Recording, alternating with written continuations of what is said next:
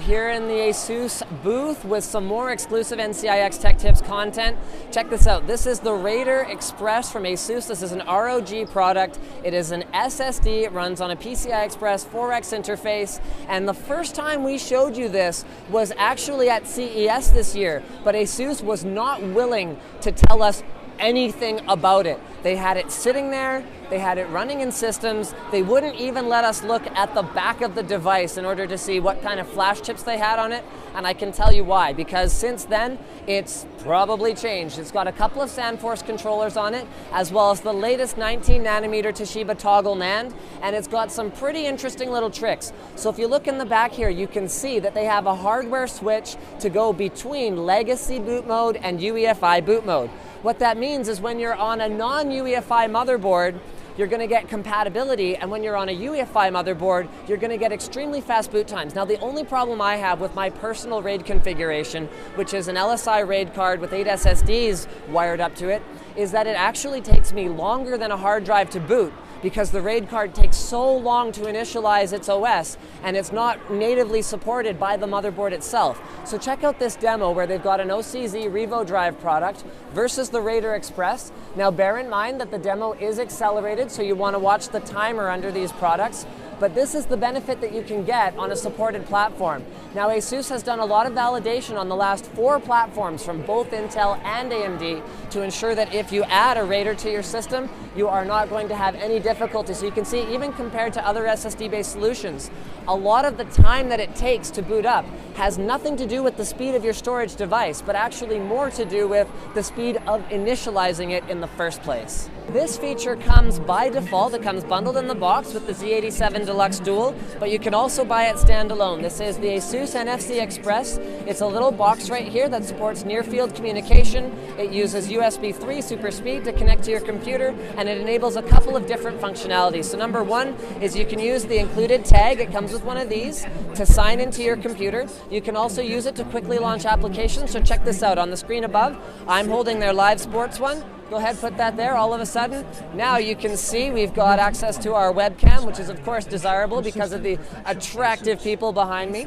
Now, if you have a phone that supports NFC, there's a couple of other things that you can do as well. Number one is you can use it to control your PC using remote desktop. You just go bloop, walk away, and then you use remote desktop to control your computer. And not only that, but you can also use it to transfer photos off of your phone. Now, it doesn't use NFC for the actual file transfer. It uses NFC just for the validation, and then it transfers the photos via Wi-Fi. So it's actually probably the most elegant way to back up your photos to your computer. Once you get home, just go boop, you know that your files are backing up, and it's totally hassle-free. Very, very cool stuff.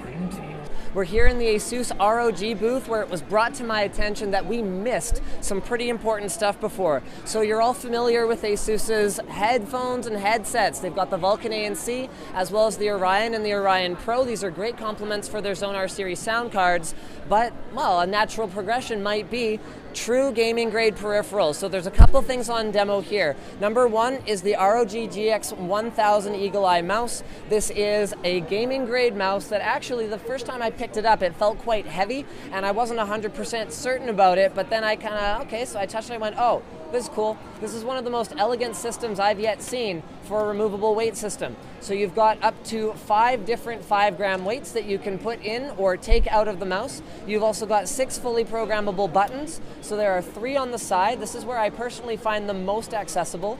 2 on the top for the left and right click, as well as a middle scroll wheel. You can see here that the mouse is illuminated, both at the back, there you go, you can see that, as well as on the top.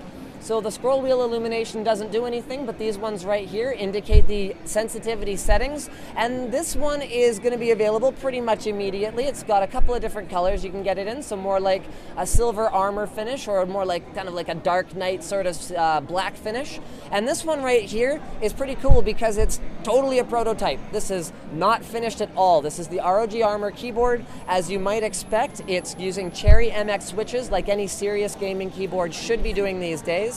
They say the final design is going to use Cherry MX red switches and may actually change around a fair bit in terms of how it works. Like right now, the wrist rest isn't really attached in any way. Personally, I like the design they have for the wrist rest right now because it's a very wide wrist rest. which particularly for people like my wife, she finds it very uncomfortable, not necessarily for gaming, but to type on a keyboard that doesn't have that proper wrist support. And let's face it, even the most hardcore gamers don't sit and do nothing but play video games when they're using their computers. So guys, our trip to the show here is powered by NCIX. Don't miss any of our other videos by making sure you're subscribed to both NCIX Tech Tips and Linus Tech Tips. And as always, don't forget to subscribe to NCIX.com for more videos like this from your favorite e-tailer, NCIX. I think I've said that like 6 times in the last 10 seconds.